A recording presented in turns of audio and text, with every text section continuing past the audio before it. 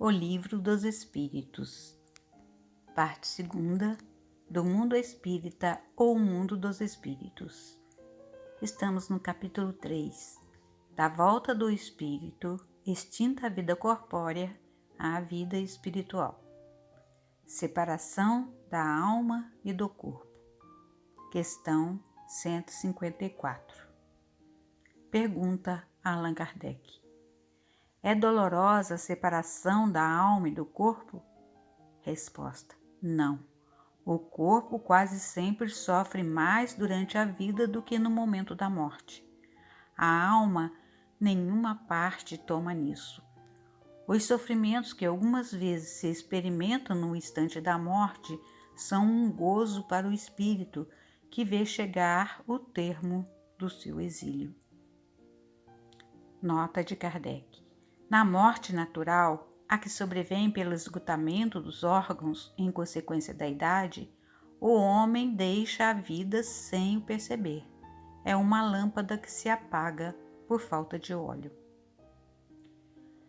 O espírito Miramês, na obra Filosofia Espírita, volume 4, comenta essa questão e dá o título de Desligamento da Alma.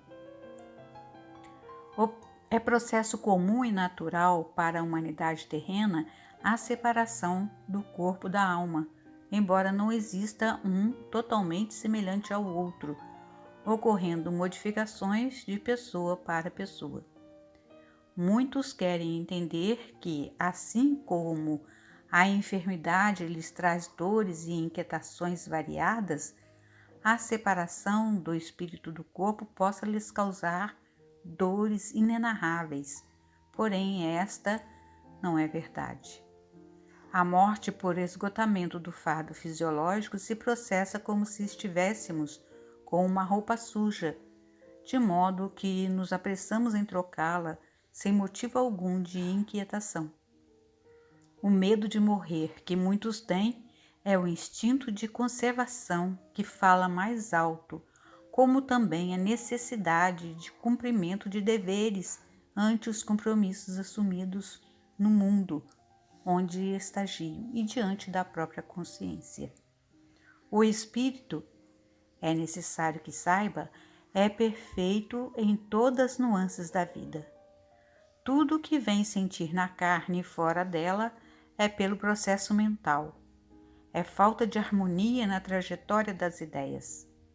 Depois de educadas na escola de Nosso Senhor Jesus Cristo, cessam as inquietações e a alma desconhece a dor em quaisquer caminhos que se dispõe a percorrer, a não ser nos casos de grandes missionários da verdade que descem a carne para ensinar, pelo exemplo, como devemos suportar a dor. Entretanto, a sua dor é diferente. É sentida em outra dimensão de vida, é transformada como adubo na terra em frutos saudáveis. Na morte do corpo, os laços se desatam, não se quebram por serem eles de formação diferente do corpo de carne.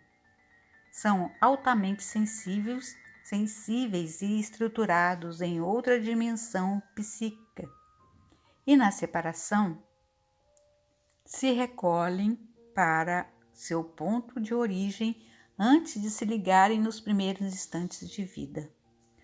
O desenlace é feito por mãos hábeis, gradativamente como requer a evolução da alma.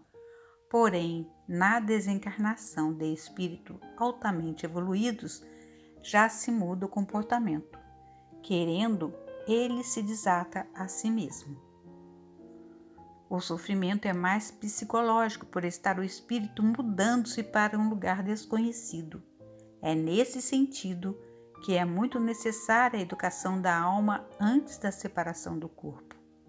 É o efeito que se vê na influência da religião, que mostra por muitos meios, notadamente a doutrina dos espíritos, como provas irrecusáveis da continuação da vida e da comunicação dos chamados mortos, que a morte não existe. voltamos para falar coisas que nunca se ouviram, mesmo nas mais abalizadas filosofias espiritualistas. Não temas a morte do corpo, porque o espírito é vida, mas jamais procures a desencarnação, por querer se libertar mais depressa da vida na terra. Responderás pela violência que praticares contigo mesmo. É de bom grado que estudes as leis naturais, cumprindo sempre a vontade de Deus e não a tua. A morte natural é a morte divina. A criatura deixa o corpo como se soltasse um pássaro de uma gaiola e ganha mais liberdade de consciência quando cumpre todos os seus deveres assumidos diante de Deus.